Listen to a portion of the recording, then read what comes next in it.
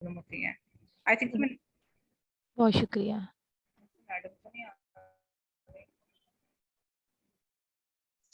अगर किसी को कोई टूल वगैरह चाहिए वो बेशक लेके अपने जो है ट्रेनिंग प्रोसेस करना चाहता है बेशक वो कर लेके कोई मसला नहीं है उसमें।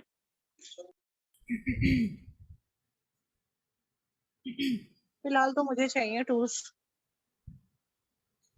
जी अस्सलाम वालेकुम students, hopefully you are all doing good. Confirm करें तमाम स्टूडेंट्स, आवाज़ आ रही है सबको? जी आ यस रही मैम, आ है। रही है। Okay, yes ma'am. चलें जी, फर्स्ट ऑफ ऑल हम स्टार्ट करते हैं और सेम लाइक जो भी क्यूरीज होंगी लास्ट पे इंशाल्लाह डिस्कस करेंगे और जो असाइनमेंट कल असाइन की थी उसको भी इंशाल्लाह हम डिस्कस करते हैं लास्ट पे। First of all product sourcing हमने स्टार्ट किया हुआ जो कि आफ्टर ये जो वर्चुअल असिस्टेंट का एज अ वर्चुअल असिस्टेंट हमने टास्क परफॉर्म करने होते हैं, उसमें सेकंड टास्क जो है प्रोडक्ट सोर्सिंग है। उसका कल मैंने थीम प्रोवाइड किया आपको कि जो आप विनिंग प्रोडक्ट फाइंड आउट करेंगे ना उसकी आप सोर्सिंग भी फिर आपने करनी है। अब क्लाइंट पे डिपेंड करता है। कुछ क्लाइंट ना टास्क वाइज परफॉर्मेंस करवाते हैं। फॉर एग्जांपल जी, आपको प्रोडक्ट हंटिंग आपने कर ली और उसके चार्जेस आपको पे कर दिए, फिर प्रोडक्ट सोर्सिंग कर ली उसके चार्जेस कुछ जो है मंथली बेसिस पे होते हैं, ठीक है। अच्छा, कुछ क्लाइंट ऐसे करते हैं कि वो प्रोडक्ट हंटिंग कहीं से कर लेते हैं, सोर्सिंग कहीं और से कर लेते हैं। लाइक उनको ये होता है कि प्रोडक्ट हंटिंग हमें मे बी कोई क्योंकि ये लोकल वे से जो प्रोडक्ट्स दी जाती हैं ना, उसमें कुछ ऐसे भी होते हैं वीएस जो बहुत कम प्राइस पे भी निकाल देते हैं। फॉर एग्जांपल $150, $100 इस तरह से। और एज ए न्यू मैं आपको भी रिकमेंड करूँगी कि अगर स्टार्ट में है आप तो $100 से नीचे नहीं आपने जाना, ठीक है। $100 तक एज एक्सपीरियंस करने के लिए आप $100 तक स्टार्टिंग पे कर सकते हैं। इसके बाद जो सेकंड टास्क आपको मिलेगा ना उसमें आपने मार्केट को बिल्कुल भी नहीं गिराना, क्योंकि ये मार्केट बहुत ज़्यादा इस टाइम पे बंद हो कि इसके चार्जेस हर एक टास्क के चार्जेस बहुत बढ़ गए हुए हैं।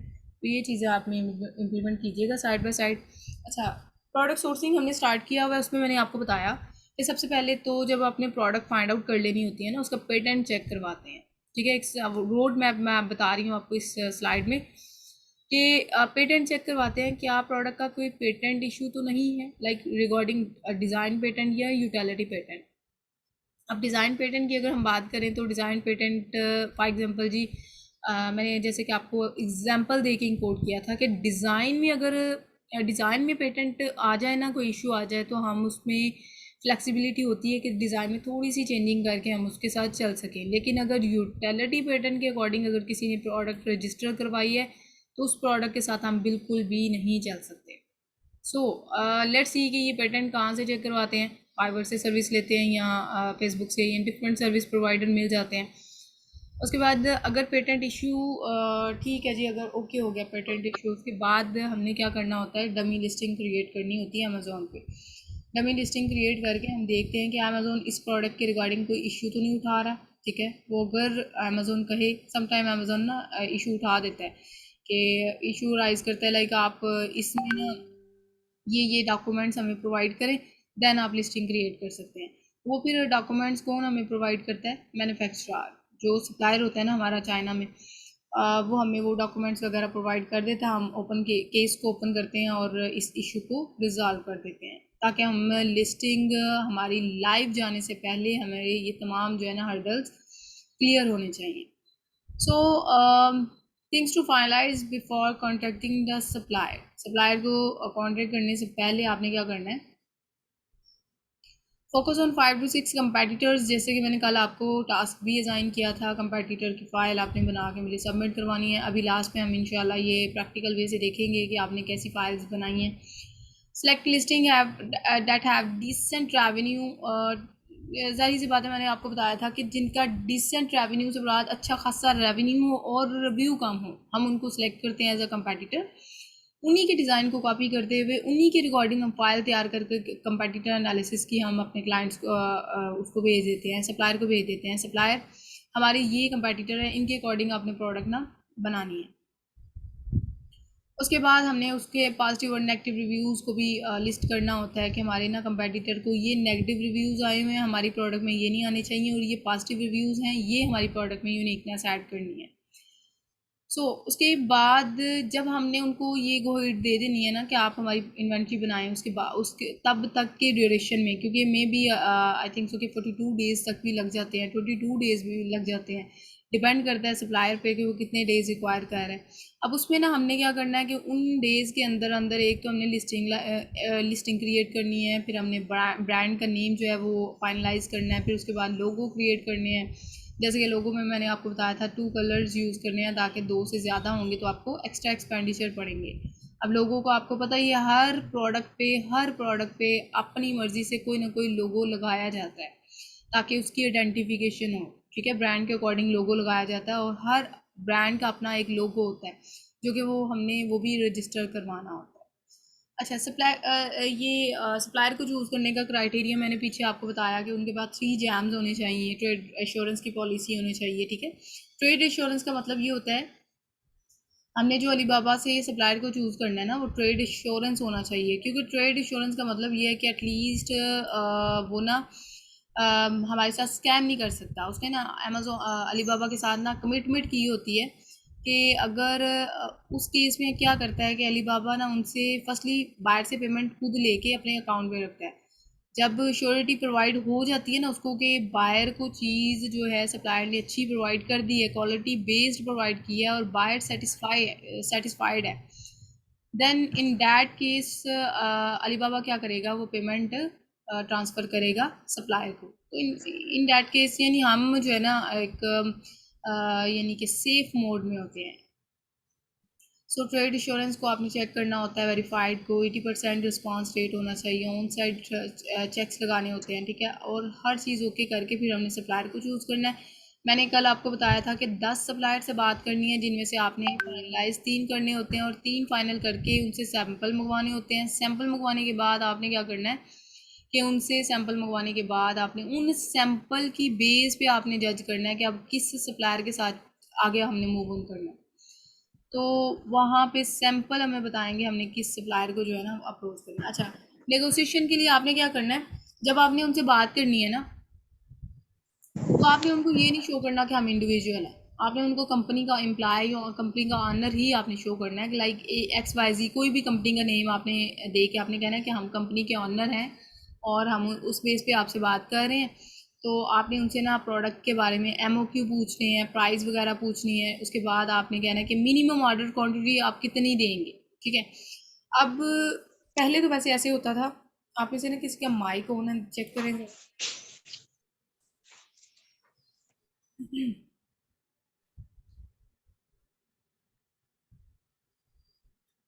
अच्छा, अभी हमने क्या करना है कि MOQ जो हैं वो हमने कंफर्म करने होते हैं कि आप कितने MOQ हमें प्रोवाइड करेंगे। पहले क्या होता था कि ये लाइक अभी कंपटीशन थोड़ा सा हाई चला गया है।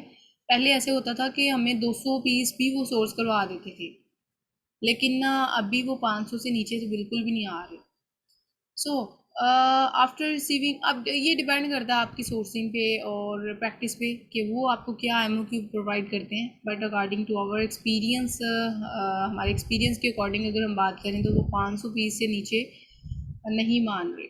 After receiving the sample, don't praise the product because you have to finalise from top 3, ठीक है। अब आपने ये चीज़ मेक श्योर कर लेनी है, उनकी प्रोडक्ट के रिगार्डिंग आपने उनको तारीफ़ें वगैरह नहीं करनी, और आपने हर तरह कोशिश करनी है कोई ना कोई लिटिल बिट, यानी कि पॉइंट से भी अगर आपको पॉइंट लग रहा है ना कि ये यहाँ से ना प्रॉब्लम है ये प्रोडक्ट में, आपने वो भी डिस्कस करनी है ताकि आपको प्राइस कम मिले, ठीक है। और उनको आपने ये शो करना है कि ये जस्ट हम टेस्टिंग पर्पस के लिए कर रहे हैं, हमने यानी कि अच्छी खासी इन्वेंट्री आपसे सोर्स करवानी है। अगर दूसरे किसी सप्लायर से बात हुई है जिसकी क्वालिटी अच्छी नहीं है, लेकिन सप्लायर से बात हुई है वो कम प्राइस में दे रहा है ना, इट्स मीन कि उसका स्क्रीनशॉट, उसका नेम हाइड करके ना सप्लायर का, उसका स्क्रीनशॉट आप लेके इनको सेंड करें कि हमें तो वो ये प्राइस दे रहे हैं और आप इतने की दे रहे हैं, तो हम आपसे क्यों लें, हमने फॉर एवर चलना है, तो आप हमें जो है ना प्रोडक्ट की प्राइस अच्छी दें। उसके बाद आपने जो है ना डिट्टो कॉपी करना अपने कंपैटिटर को, आपने कंपैटिटर के अकॉर्डिंग चलना, क्योंकि हमने कंपैटिटर को कम्पीट करना है, जाना है ना अमेज़न की मार्केट में। अगर फर्स्ट पेज पे जो बैठे हैं जिनके रिव्यू कम है और रेवेन्यू ज़्यादा, हमने उनके अकॉर्डिंग अपनी डिज़ाइनिंग करवानी है ताकि हमें भी उतनी सेल आए। सो नेक्स्ट आपने क्या करना है कि जब आपने सप्लायर को फाइनल कर लेना है ना, तो जो प्राइस आपको दे रहे हैं आपने उनके ना स्क्रीनशॉट ले लेने हैं, ताकि अगर नेक्स्ट इन्वेंट्री जब भी आपको कभी भी ज़रूरत, जाहिर सी बात है आगे ये फॉर हमने लॉन्ग टाइम के लिए चलना होता है, तो वही स्क्रीनशॉट आपने शो करने हैं उनको। So get quotation from supplier, ask him about price with respect to quantity, ask about fee sample first and अच्छा कुछ सप्लायर ऐसे होते हैं जो कि सैम्पलिंग फ्री शिपमेंट करवा देते हैं, लेकिन मेजोरिटी ऐसे होते हैं जो सैम्पलिंग जो है ना फ्री में नहीं करवाते। सो शिपिंग इन कोड टर्म्स के बारे में मैंने कल आपको डिटेल्ड वे से बताया था, DDP, EXW और FOB। कोई इनमें से एक्सप्लेन करना चाहे?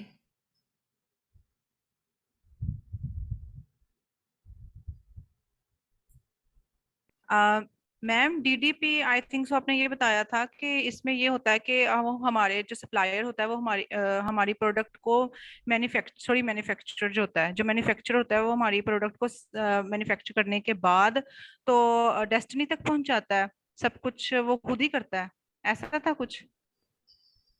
DDP में जो है ना, इसमें ये होता है कि एग्जैक्टली डिलीवरी ड्यूटी पेड है और इसमें सप्लायर ने ही डेस्टिनेशन तक पहुंचाना है। और EXW में ये होता है ना कि अगर नियर कोई पोर्ट है, बंदरगाह है, तो वहाँ तक सप्लायर पे पहुंचा देगा और आगे जो है ना वो फिर हमें फ्रेट फॉरवर्डर को हायर करना पड़ता है। और FOB जो है ना, बल्कि FOB जो है ना ये है कि फ्री ऑन बोर्ड, यानी कि पोर्ट है तो वहाँ तक पहुँचाता है। लेकिन EXW में टोटली जो है ना वो मैन्युफैक्चरर ने जस्ट हमारी प्रोडक्ट्स बनानी है, आगे हमारी रिस्पॉन्सिबिलिटी है कि वहाँ से उठा के हमने अमेज़ोन के वेयर हाउस तक पहुँचानी है।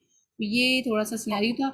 तो ये प्रीवियस जो है ना इसमें मैंने डिटेल्ड वे से बताया था विद एग्जांपल, तो आप उसको, ये रिकॉर्डिंग जो है ना स्टूडेंट्स, रिकॉर्डिंग आपको मंडे मॉर्निंग को वेल कर दी जाती हैं, तो वो इंशाल्लाह जो ही आपको मिलेंगी। और ये मैं टास्क जो सोर्सिंग का असाइन करूँगी ना, ये आपके पास वीकेंड होना है, उसमें आपने एक कंप्लीट करके ना मुझे सबमिट करवा देना है। So tips for getting sample with low cost.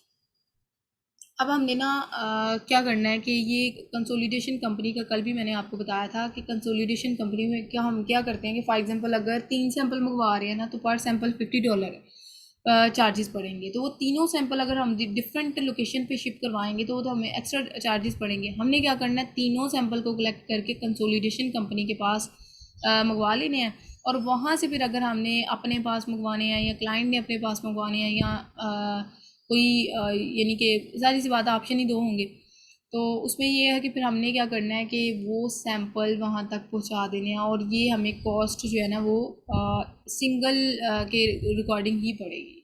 इस तरह से यहाँ से भी हम जो है एक्स्ट्रा एक्सपेंडिचर से बच जाते हैं। इसके बाद आपने ना इसमें सोर्सिंग में ये चीज़ आती है कि 30% ऑन द अप फ्रंट होती है और 70% हमने कंप्लीशन जब हो जाती है ना, आपकी सोर्सिंग रेडी हो जाती है, उसके बाद हमने करवानी होती है। अच्छा, ये 30% जो एडवांस हमने देने हैं ना उनको, उसमें आपने ट्राई करनी है कि आप ना 15 डेज़ जो स्टार्टिंग के होते हैं ना, बहुत क्रूशियल होते हैं अमेज़ोन पे। आपने क्या करना है उनमें बाय शिप 100 यूनिट्स आपने ना बाय एयर जो है ना वो आपने भेजने हैं, और उसमें डेफिनेटली एक्स्ट्रा एक्सपेंडिचर पड़ते हैं। बाय एयर जो है ना वो एक्स्ट्रा चार्जेस पड़ेंगे, लेकिन उसका फ़ायदा ये होगा कि आपको एक तो क्लाइंट को क्लाइंट ने आपको हायर इसलिए किया, उसको काम नहीं आता, आप उसको गाइड करेंगे। 15 डेज़ जो है ना इसमें हमने PPC रन करनी है, तो अगर हमारे 100 यूनिट लाइव चले जाएंगे उस पर हम PPC रन करके, तो वो टाइम जो है ना वो हम बेनिफिट उठा सकते हैं, बिकॉज 15 डेज़ अमेज़ोन खुद हमें प्रमोट कर रहा होता है कि आप बिडिंग करें और मैं आपकी प्रोडक्ट को रैंक करूँ। सो दैट्स वाई आपने ये चीज़ जो है ना, और इस पर क्लाइंट को कन्विंस करना है। सो इंस्पेक्शन कंपनी जो है ना, जब आपकी इन्वेंट्री तमाम रेडी हो जाती है ना, हमने क्या करना है कि चाइना के अंदर ही इंस्पेक्शन कंपनी हायर करते हैं। इंस्पेक्शन कंपनी क्या करती है कि हमारी इन्वेंट्री को जो है ना जाती है सप्लायर के पास, और हमारी इन्वेंट्री कंप्लीट चेक करती है, कोई प्रॉब्लम तो नहीं है, और अगर कोई पीस डैमेज हो, किसी किस्म का इशू हो ना प्रोडक्ट में, तो हमें वीडियो के थ्रू इन्फॉर्म करती है। अब अगर कोई प्रॉब्लम आ रहे हो तो फिर हमें यहाँ पे ना हम क्या करते हैं, सप्लायर से बात करते हैं कि ये इतने पीस हमने मंगवाए हैं, इतने पीस डैमेज आ रहे हैं, वहाँ पे फिर हम ये इशू जो है ना, इंस्पेक्शन कंपनी हमारा ये इशू रिजॉल्व कर देती है। तो ये कंसोलिडेशन कंपनी और इंस्पेक्शन कंपनी में ये डिफ्रेंशिएशन है। सो जैसे कि मैंने पहले भी आपको गाइड किया कि जब आपने इन्वेंट्री का गो हिट दे देनी है ना सप्लायर को, उसके बाद फिर आपने ये तमाम काम करने हैं। फॉर एग्जांपल 3D इमेजेस बनवाने हैं अपनी प्रोडक्ट के रिगार्डिंग, जो लिस्टिंग में आपने ऐड करने हैं। इसके अलावा आपने डमी लिस्टिंग क्रिएट करके इशू चेक करना है, फोटोग्राफी करवानी है। इसके अलावा आपने क्या करना है कि जी ब्रांड और लोगो रजिस्टर करवाना है, या फिर लोगो वगैरह बनवाने हैं। तो ये सारी चीज़ें जो है ना, ये आप तब करेंगे जब आपकी इन्वेंट्री रेडी हो रही होगी। सो फ्रेट फॉरवर्डर का यही काम होता है कि उसने क्या करना है कि आपकी इन्वेंट्री जो है ना अमेज़ोन के या तो अगर EXW आप कर रहे हैं तो फिर आप आपकी इन्वेंट्री FOB अगर आप कर रहे हैं ना, तो आपकी इन्वेंट्री जो पोर्ट पे पड़ी है उसको लेके अमेज़ोन के वेयर हाउस तक पहुँचाना है। ठीक है, तो इसमें फ्रेट फॉरवर्डर का यही काम है कि शिपमेंट पे हमारी मदद करते हैं फ्रेट फॉरवर्डर। और फ्रेट फॉरवर्डर को कल मैंने आपको बताया भी था कि इसको ना जहाँ से हम सप्लायर को चूज़ करते हैं ना Alibaba.com से, वहीं पे आपने फ्रेट फॉरवर्डर UK या USA जिस भी कंट्री का आपको चाहिए वहाँ पर राइट कीजिएगा, नीचे फ्रेट फॉरवर्डर आ जाते हैं। उसमें आपने क्राइटेरिया वही इंप्लीमेंट करना है जो सप्लायर को चूज़ करने के लिए क्राइटेरिया इंप्लीमेंट किया था। तो उसके अकॉर्डिंग जो है ना वो आप सप्लायर को चूज़ कर लेंगे। अब ये ना सैम्पलिंग के टेम्पलेट्स हैं, सैम्पलिंग के टेम्पलेट्स हैं जो कि हमने सैम्पल ये इनसे बात करने के लिए ना हमने उनको ये मैसेज वगैरह कन्वे करने होते हैं। For example initial supplier contact message, आपने क्या करना है, डियर उसका नेम या मैन्युफैक्चरर का जो नेम होगा ना ऊपर राइट किया होता है। उनके नेम ही इस तरह के होते हैं कि लाइक चाइनीज़ ज़ाहिर सी बात है नेम होते हैं। आपने जो भी उनका नेम होगा वो राइट करना है, अपना नेम राइट करना है और अपनी कंपनी का कोई सा भी नेम राइट कर दीजिएगा, डजेंट मैटर उन्होंने कौन सा चाह के देखना है कि आपकी यही कंपनी है। बस हमने ना उनको ये शो करना होता है हम ना एक प्रोफेशनल वे से चल रहे हैं और हम इंडिविजुअल नहीं हैं, हम कंपनी के ऑनर के बिहाफ पे आपसे बात कर रहे हैं। तो फिर ना उनको लालच, ज़ाहिर सी बात है हर एक ने बिज़नेस करना होता है, उनको भी लालच होता है कि हमें ना अच्छी प्राइस में मिल जाएगी और मतलब ये फॉरएवर हमारे साथ चल सकते हैं।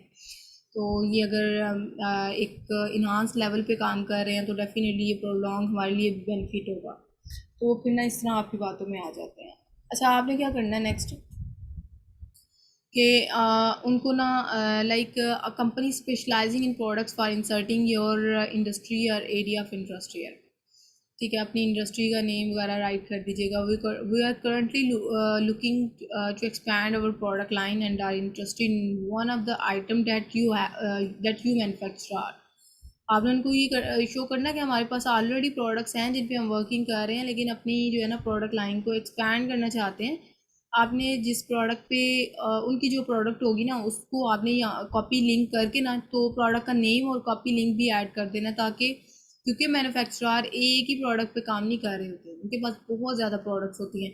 अगर आप ऐसे ही बोलेंगे ना हमें ये प्रोडक्ट है और उसकी प्राइस वगैरह बताएंगे, उनको समझ ही नहीं आएगी। जाहिर सी बात है, आपने उनका लिंक प्रोवाइड करना ताकि उनके लिए फिजिबल हो, वो डायरेक्ट वन लिंक से क्लिक करके देखें आप किस प्रोडक्ट के रिगार्डिंग बात कर रहे हैं। Could you provide me the following additional information so that we can determine if that is good fit for purchase product line? तो आपने उनसे पूछना है कि आप हमें कंफर्मेशन कर दें अपनी प्रोडक्ट के रिगार्डिंग, और फिर वो खुद ही एडिशनल इन्फॉर्मेशन आपको प्रोवाइड कर देते हैं। सम टाइम तो वो अपना ना कैटलॉग भेज देते हैं कि ये कैटलॉग हमारा चेक कर लें और क्या प्राइस वगैरह चल रही हैं।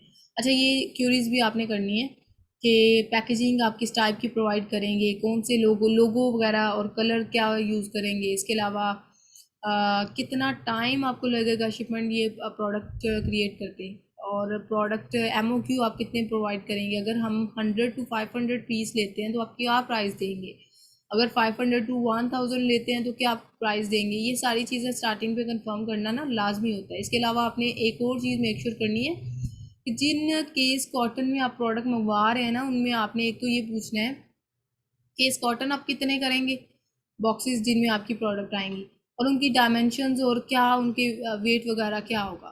ठीक है, I appreciate your time and look forward to hearing from you soon so that we can move forward with our next order. So इस तरह से आपने उनसे कंफर्मेशन कर लेनी है इन चीज़ों के रिगार्डिंग, और आपने regards the name, title, company का कोई भी नेम आपने राइट करके ये टेम्पलेट आपने उनको सेंड कर देना।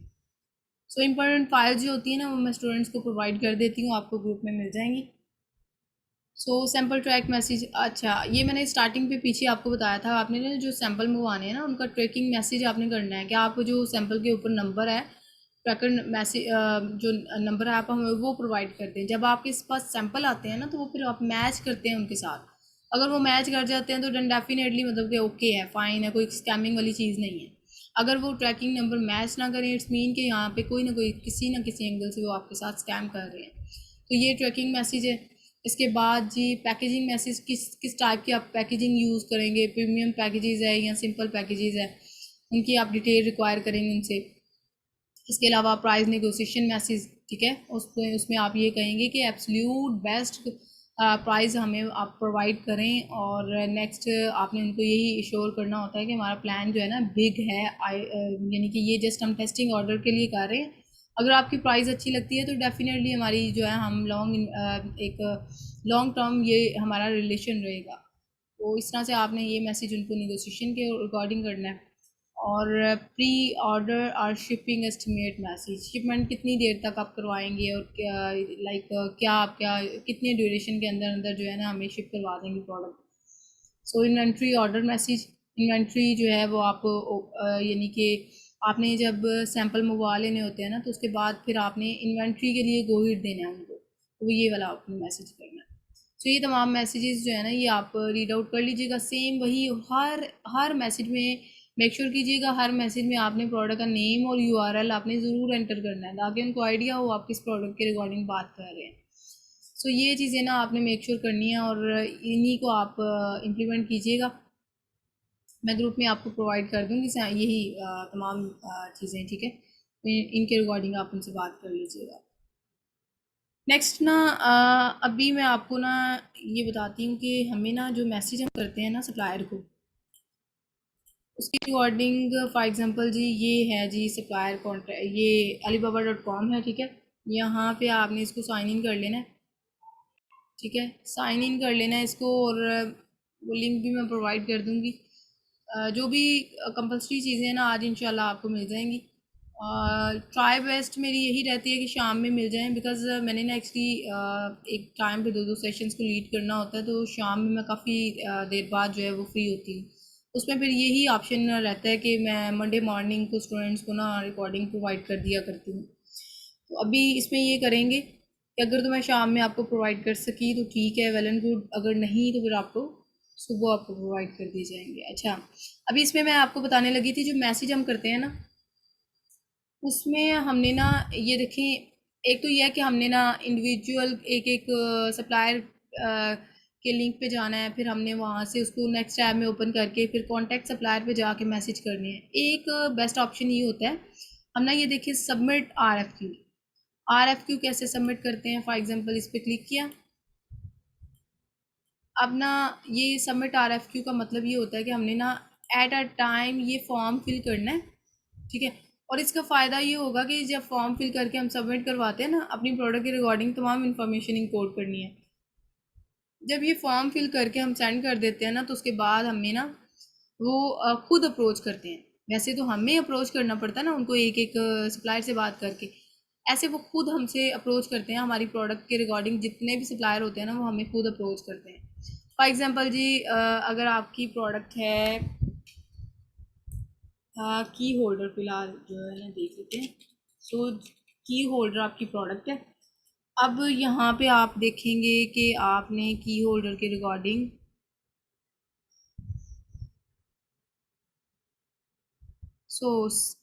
सब कैटेगरी जो है ना वो आप यहाँ से चूज़ करेंगे, ठीक है।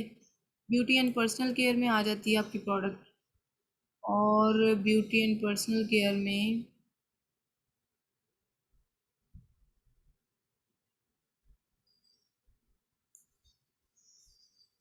नहीं नहीं ब्यूटी एंड पर्सनल केयर में नहीं आती। की होल्डर जो है ना वो किचन एंड डाइनिंग में आएगी।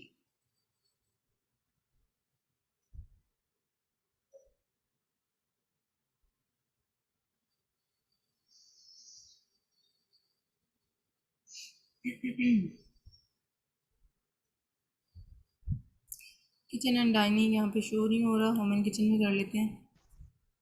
और मैम होम अप्लायंस में नहीं आएगी? नहीं होम अप्लायंसेस में नहीं। अच्छा मेन ना जो होती है ना वो हमें यहाँ पे शो भी कर रहे होते हैं कि ये होम डिकोर में देख लेते हैं यहाँ पे। होम डिकोर के रिकॉर्डिंग यहाँ पे वॉल डिकोर में आ जाती है और वॉल डिकोर में ठीक है। अच्छा ये वॉल डिकोर में वो वॉल डिकोर के अकॉर्डिंग ना हमने उसकी सब कैटेगराइज करते हुए ना इस तरह चूज़ कर लेना यहाँ से हमने। तो उसको फिर हमने ना यहाँ पे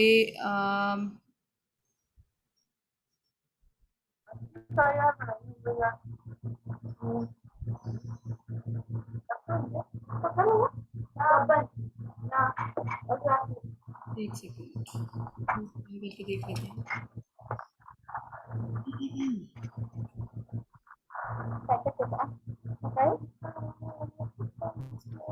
अच्छा की चेन के रिकॉर्डिंग ना वो बता रहे हैं कि वो हमें ना यहाँ पे सजेशन दे रहे होते हैं कि आप आर्ट एंड क्राफ्ट आपकी मेन कैटेगरी है और की चेन के रिकॉर्डिंग आपकी कौन सी कैटेगरी में जा रही है, मेटल में है, रबड़ में है या कौन सी ग्लास में है। ये पहले भी हमें सजेशन आई है, उसको मैंने इग्नोर कर दी, लेकिन उसके रिकॉर्डिंग जो है ना वो हमें सजेस्ट कर रहे होते हैं। लेट्स सी कि मेटल के रिकॉर्डिंग है ना, तो मेटल को चूज करके तो नेक्स्ट हमें क्या करना है, ओके पे क्लिक कर देना। तो ये हमारी ना ये कैटेगरी जो है ना वो चूज हो जाएगी। तो आपको सजेस्टेड में आएगी ना, उसके रिकॉर्डिंग आप देख लीजिएगा कि फर्दर वो सब कैटेगरी में बता रहे होते हैं कि किस मटेरियल की आपकी प्रोडक्ट बनी हुई है, तो उसके अकॉर्डिंग फिर आपने वहाँ से चूज करना है। अच्छा सोर्सिंग टाइप को देख लेते हैं। कस्टमाइज हमने प्रोडक्ट को सिलेक्ट करना है और कस्टमाइज लोगो, ये कस्टमाइज ही। अच्छा ये किसी का ना माइक होना, माइक म्यूट करें, माइक म्यूट करें।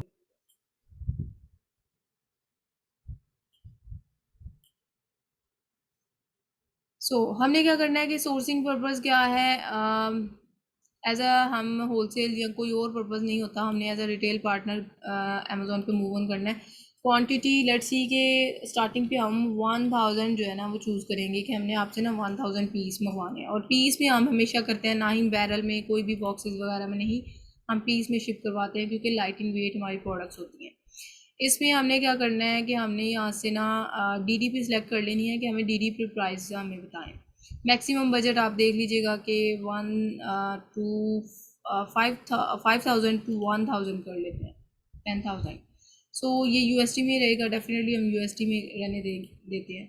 अच्छा इसमें आपने क्या करना है, डिटेल के रिकॉर्डिंग ना, की चेन के रिकॉर्डिंग आपने ना अपनी प्रोडक्ट के रिकॉर्डिंग जो बुलेट पॉइंट्स बता रहे होते हैं ना कंपेटिटर, टाइटल के नीचे बुलेट पॉइंट्स होते हैं, उनकी रिकॉर्डिंग आपने यहाँ पे ना इन्फॉर्मेशन इंपोर्ट कर देनी है। यहाँ से अगर आपने पिक्चर ऐड करनी है तो आपने पिक्चर भी कंपेटिटर की लगा देनी है। नीचे आपने क्या करना है कि यहाँ पे बाकी तकरीबन आप रहने दीजिएगा, हाँ बाकी बेशक रहने दें।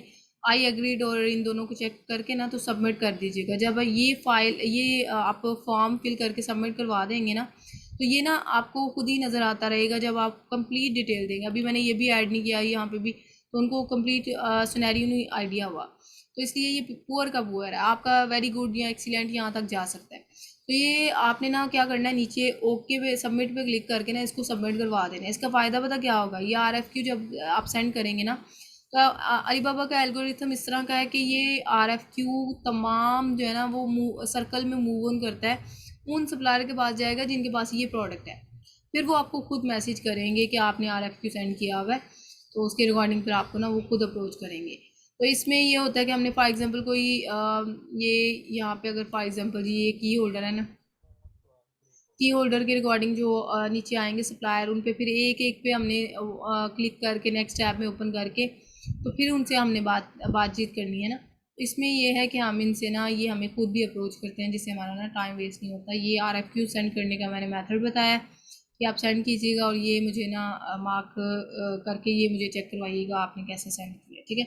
अभी तक ना जो है हमने सोर्सिंग के रिगार्डिंग जितनी भी चीज़ें पढ़ी हैं, सोर्सिंग का हमारा टॉपिक कंप्लीट हो गया, ठीक है। नेक्स्ट आपने लिंक से ज्वाइन करना है, उसमें हम थोड़ा सा नेक्स्ट जो भी हमने चीज़ें देखनी है उसको देखेंगे और साथ फाइल्स तैयार रखिएगा अपनी, ठीक है। प्रैक्टिकल वे से देखेंगे कि आपने कितना कल की जो मैंने टास्क असाइन किया था उसको इम्प्लीमेंट किया।